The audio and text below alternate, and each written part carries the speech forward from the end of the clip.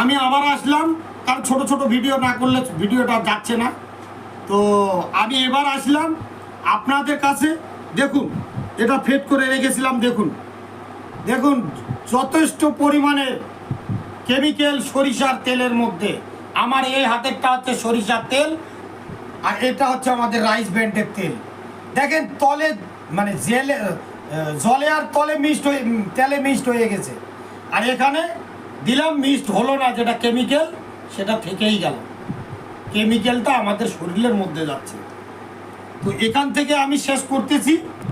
আর একটা কথা বলতে আসছি, কারণ আমার সময় নাই, আমি প্রোগ্রামে বের হয়ে যাচ্ছি। আজকে আমার 2-3টা প্রোগ্রাম, সেখানে যাচ্ছি।